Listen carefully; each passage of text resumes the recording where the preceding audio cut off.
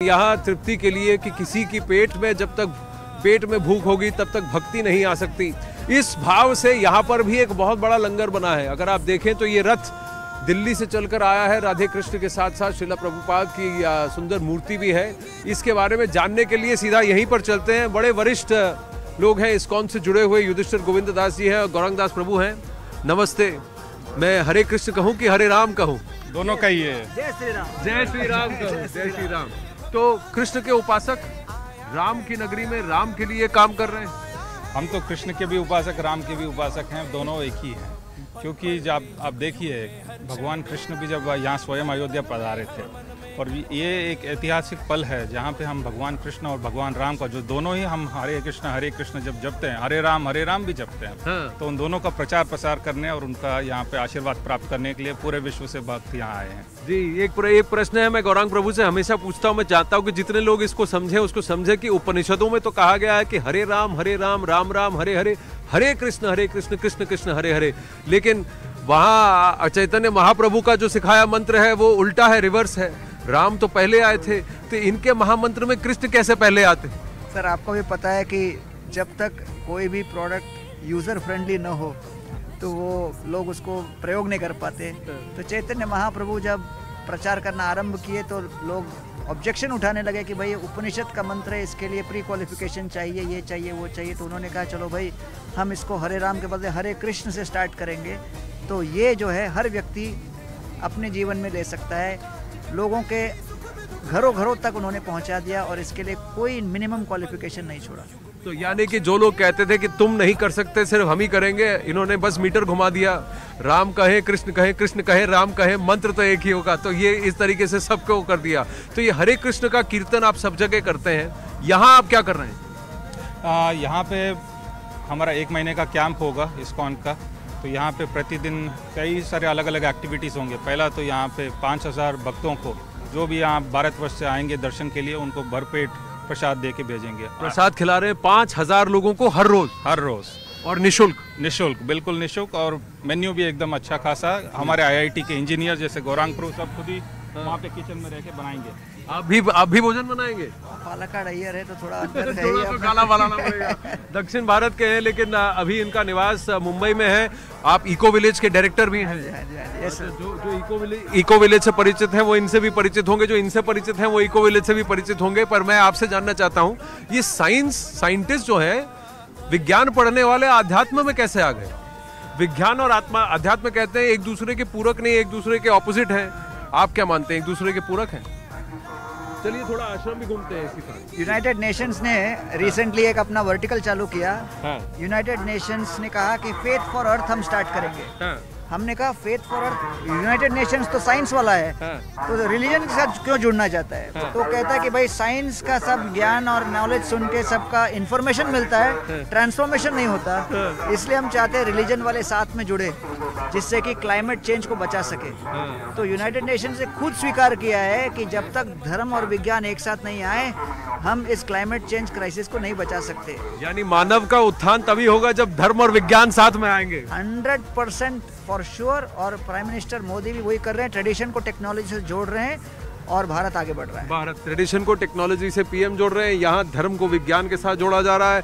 यहाँ एक हवन कुंड भी है, जरा युधिष्ठिर जी बताइए, चलिए हमको बताइए, लाइव आपको दिखा रहे हैं, देखिए क्या हो रहा है यहाँ पर। तो पूरे विश्व शांति और विश्व कल्याण के लिए इस्कॉन ने अपने कैंप में 1 महीने के लिए यहाँ पे यज्ञ का आयोजन किया है। और आप देख रहे हैं देश विदेश से हमारे पुरोहित हैं जो स्लोवेनिया से हैं। हाँ। वो आके यहाँ पे अनुष्ठान कर रहे हैं पूरे। स्लोवेनिया से पुरोहित है जी। हाँ। तो ये अनुष्ठान कर रहे हैं। बिल्कुल। तो जरा समझाएंगे मुझे। तो यहाँ पे जा सकते हैं? आज्ञा है कि अनुष्ठान हो रहा है। तो यहाँ पे आप देखेंगे कि हमारा यज्ञ कुंड बना हुआ है और कलश स्थापना हुई है। अलग अलग भगवान के विष्णु के अवतारों को यहाँ पे आवाहन किया गया है। और उसका भी आज ही उद्घाटन हुआ है और उद्घाटन होने के बाद अभी पहला ज्वाला यहाँ पे प्रज्वलित किया जाएगा। पहली ज्वाला यहाँ प्रज्वलित की जाएगी, थोड़ी देर में होगी। थोड़ी देर में होगी। हम जब तक किचन देख के आते हैं यहाँ पे ये शुरू हो जाएगा। और फिर आप मुझे रक्षा सूत्र भी बांधेंगे और आपके माध्यम से आपके पूरे देशवासियों और बाकी सभी मित्रों को हम बताना चाहेंगे कि आज का जो वातावरण है वहाँ पे अगर शांति और वहाँ पे सद्भावना का अगर हो सकता है वो सिर्फ भगवान नाम के और भगवान के माध्यम से हो सकता है। उसी की हम यहाँ चेष्टा कर रहे हैं। यहाँ प्रवचन हो रहा है गौरांग प्रभु, ये ये सब गैया कौन है जरा दिखाइए। बहुत, अरे बाप रे, वाह वाह वाह वाह। ये हमारे रथ यात्रा के गाय हैं और पूरे भारत भर में ये लोग ऑलमोस्ट 18 बार टूर कर चुके हैं। और भगवान गौर निताई को जहाँ पे आपने स्टार्ट किया था अपना, उस रथ के जो है मेन कैरियर्स यही लोग हैं। और बैल जो है धर्म का प्रतीक है और हर जगह ये घूमते हैं। यूपी पदयात्रा, हमारे भारत भर के पदयात्रा में हर स्टेट का अलग अलग पदयात्रा, तो यूपी पदयात्रा के ये बुल्स हैं। और परम पूज्य लोकनाथ महाराज पदयात्रा के डायरेक्टर है और उनके देख रेख में ये पूरे चल रहे हैं। हाँ, पर तैयारी में लग रहे हैं, बहुत सुंदर है, फर्स्ट क्लास है, तैयारी में लग रहे हैं एकदम। और ये देसी वैरायटी देसी वैरायटी। ये शुरू हुए थे 10 दिसंबर को दिल्ली से, अपने ईस्ट ऑफ कैलाश मंदिर से, और कल शाम में उनका यहाँ अयोध्या में स्वागत हुआ था। तो 41 डेज में 41 विलेजेस में रुके, हर दिन रामकथा किया, भंडारा किया और फिर यहाँ पे 41 दिन 41 गांवों में रुक कर यो रथ जो हमने बाहर देखा था उसको इन्होंने ही खींच के वो लेकर आए थे। हाँ, आराम से देखिए, बड़े बैल हैं, बड़े बैल हैं, उत्तेजित हो रहे हैं थोड़ा सा। तो हम यहाँ से आगे चलते हैं। और आप हमें अभी कहाँ ले जा रहे हैं? आप हमें रसोई की तरफ ले जा रहे हैं। जरा पीछे संभलिए। एकदम बड़े बैल हैं, आप देखिएगा। हम इस वक्त आपके साथ लाइव जुड़ रहे हैं। मैं सब आपको एक्सपीरियंस लाइव कराना चाहता हूं कि यहाँ कितना बड़ा आयोजन किया जा रहा है कि 5000 लोगों के लिए यहाँ पर लंगर बन रहा है। तो चलिए आप हमारे साथ चलिए, आगे अंदर लंगर चलते हैं, आपको किचन दिखाते हैं। यहाँ पर प्रसाद आप कह रहे हैं 5000। अपना रेल सिस्टम भी चलता है, गौरांग प्रभु बताएंगे। अच्छा, ये रेल सिस्टम क्या है खाना लाने के लिए? देखिए सर, भारत तो चल रहा है गाँव के आधार पर। तो हमने गांव के लोगों को एम्पावर करने के लिए उनके हिसाब से यहाँ पर टेक्नोलॉजी लगाया है। आराम से। हाँ जी। तो बहुत ही सरल टेक्नोलॉजी, सिंपल एल्यूमिनियम पाइप्स को यूज़ किया है और छोटी सी ट्रॉली बना दी। और एक हम लोग ने चेन और पुलिस सिस्टम बनाया जिससे कि बैक पेन ना हो और आराम से उठ सके और रख सके। इनोवेशन कॉल्ड जुगाड़। इनोवेशन कॉल्ड जुगाड़ है। ये बहुत बड़ा लंगर इनका अंदर बन रहा है। थोड़ा लाइट ट्रांजिशन होगा, मैं लाइव आपको दिखाने की कोशिश कर रहा हूँ कि देखिए 5000 लोगों के लिए कितना बड़ा भंडारा लग रहा है यहाँ पर। ये देखिए, ये यहाँ पर आधुनिक तरीके से, अरे वाह, ये वर्ल्ड का सबसे बेस्ट वेजिटेबल कटिंग मशीन है। इसका नाम है हॉल्डे, जर्मन मेड है। 200 आदमी का काम ये एक मशीन अकेले करता है। 22 प्रकार के ब्लेड्स इसके अंदर हैं। और ये हम जहाँ पर भी जाते हैं बड़े लंगर के लिए साथ में लेके जाते हैं। ये देखिए इस तरह से वहाँ पे पूरा कट हुआ है और कंटिन्यूअस इसमें काम चलता रहता है। तो जैसे मैंने कहा, विलेज टेक्नोलॉजी भी है और सोफिस्टिकेटेड टेक्नोलॉजी भी है। दोनों का प्रयोग करके हम लोग ऑप्टिमाइज करते हैं क्योंकि we are concern with serving.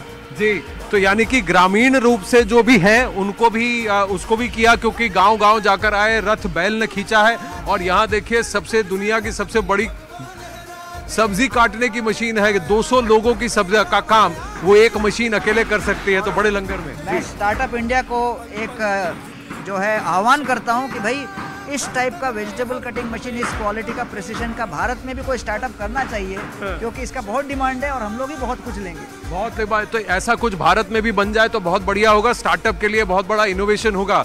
अब देखिए, इन्होंने इसका नाम जो है रामायण के किरदारों से, पात्रों से रखा है। तो इसका नाम हनुमान रखा है आपने? क्यों? हाँ जी, तो हमने हनुमान, लक्ष्मण, राम, एक एक करके चलते हैं। तो ये हनुमान है। तो देखिए, आ जाता हूँ जी। हाँ, तो हनुमान अब ये नहीं, आप इधर ही रहिए, आप इधर ही रहिए। हाँ जी। हाँ, तो अब मैं बताता हूँ कि अब हम लोग विलेज टेक्नोलॉजी पे आ गए। इसको कहते हैं स्मोकलेस चूल्हा। स्मोकलेस चूल्हा है ये? हाँ। अब स्मोकलेस क्यों है? क्योंकि यहाँ पर आप बीच में देख रहे हो एक रॉकेट एल्बो जा रहा है। हाँ जी। सिंपल साइंस, नीचे गर्म, ऊपर ठंडा, ऊपर उड़ जाएगा सीधा उसके। तो यहाँ पर धुआं नहीं होगा और चूल्हा जल रहा है और ऊपर चला जाएगा। तो यहाँ से स्टार्ट होता है हम लोग का 1 2 3 4। तो ये हनुमान है, ये लक्ष्मण है। लक्ष्मण है। आइए इस तरफ चलते हैं, इस तरफ चलते हैं। ये राम दरबार का किचन है, तो इसीलिए ये देखिए, ये लक्ष्मण, तो यहाँ पर इस चूल्हे को लक्ष्मण दिया है नाम। ये राम के नाम का चूल्हा है। यहाँ से जो है अग्नि दी जाती है, लकड़ा अंदर से डाला जाता है इसके, और फिर हम लोग इसको जब जलाते हैं, प्रज्वलित करते हैं तो जी 4 AM को हम लोग स्टार्ट करके हम लोग पानी गर्म करते हैं और उसके बाद सारा प्रोसेसिंग चालू करते हैं। तो 4 बजे से सुबह से ये प्रकरण चलता है, ये लंगर का काम हो रहा है। हम बात करते हुए भी चले कि मैं आपसे जानना चाहूंगा गौरांग प्रभु, लोग जो राम को काल्पनिक कहते हैं, आपने तो राम जी, लक्ष्मण जी, सीता मैया के नाम का, हनुमान जी के नाम का चूल्हा लगाया है, पर लोग राम को काल्पनिक मानते हैं, तो क्या राम काल्पनिक है? राम क्या, लोग तो चाहे तो बहुत इस जगत के एग्जिस्टिंग वस्तुओं को भी काल्पनिक मानते हैं। तो इसलिए हम लोग का आधार है शास्त्र और हम लोग का आधार है संत। तो गुरु, साधु और शास्त्र हम कहते हैं, इस प्रमाण के आधार पर हम लोग उनको वास्तविक मानते हैं। और कोई काल्पनिक वस्तु इतने साल तक अपना मार्केट नहीं बना के रख सकती। तो इसलिए जिस तरह का आप माहौल देख रहे हो और जिस तरह की श्रद्धा और लोगों का अनुभव आप देख रहे हो, इससे आप समझ सकते हो कि भाई रामचंद्र जी की सेवा पूजा में जो आदान प्रदान है वो वास्तविक है। अरे वाह, ये तो बहुत सुंदर आपने बनाया है रामलला और तो यहाँ प्रभु पर श्री राम लक्ष्मण जी, तो जो कुछ भी देवी यहाँ पर सीता बनता मैया है, हाँ। यहाँ सब कुछ भोग भगवान लगा है। सीता, राम, लक्ष्मण, हनुमान जी को भोग लगता है। हाँ। और भोग लगने के बाद प्रतिदिन हम लोग 10,000 लोगों का वितरण करते हैं। एक बात आपसे पूछना चाहूंगा गौरांग प्रभु, आप इधर आए। युधिष्ठिर को मैं ये देखना चाहता हूँ कि ये जाड़े का मौसम है तो आपने सभी विग्रहों को ऊनी कपड़े उड़ाए हैं, ऊपर से आपने शॉल उड़ाया है। क्योंकि हम भगवान और उनके विग्रह को काल्पनिक नहीं मानते, काल्पनिक उनको तो वास्तविक ठंड हमें भी मानते लगती है हैं। तो उनको भी लग सकती है। It's a personal philosophy. हाँ। तो हम चाहते हैं कि भाई जो कुछ भी भगवान के लिए आनंद दे हम वही करें, इसलिए हाँ। अभी मेरे हाथ में आप देख रहे हैं बहुत सुंदर ये भोग है जो प्रसाद रामलला के लिए चढ़ा था, राम प्रभु श्री राम, सीता मैया और लक्ष्मण जी के लिए चढ़ा था, उसका प्रसाद मुझे भी मिला है। अब इस प्रसाद को चखने का मेरे पास समय है, उसको मैं चखने वाला हूँ। लेकिन जाते जाते मैं आप सबसे एक आग्रह करूँगा, मेरे पास समय बहुत कम है, तो जल्दी से इस लंगर से जब हम बाहर आ रहे हैं। अच्छा, ये आपने क्रेन भी लगाया हुआ है, अरे बाप रे, इसको ये तो आपको दिखाना पड़ेगा कि इतना बड़ा जो भंडारा होगा इसको लिफ्ट कैसे किया जाएगा। ये देखिए, क्रेन से इसको लिफ्ट किया जाएगा, ये देखिए। तो ये ट्रेडिशन और टेक्नोलॉजी का ये अद्भुत मेल है। नीचे चूल्हा है और हाँ, अच्छा, वाड़ा गांव के हैं वो ये मेनू हरिदास जी ने डिजाइन किया है वो ITI के हैं, मैं IIT का हूँ, दोनों एक साथ मिलके किए। अच्छा, एक ITI के हैं, एक IIT के हैं और इन्होंने मिलके इस क्रेन को डिजाइन किया है। तो आप देख रहे हैं कि धर्म और विज्ञान, आध्यात्म की नगरी श्री अयोध्या धाम में कैसा फैंटास्टिक कॉम्बिनेशन हो रहा है। बहुत मजा आ रहा है। मैं आशा करता हूं कि आपको भी ये इस एक्सपीरियंस में बहुत आनंद आया होगा। आप सबका बहुत बहुत धन्यवाद। Thank you very much. Thank you very much. अब प्रसाद खाने का वक्त आ गया है, मैं आपसे विदा लेता हूँ।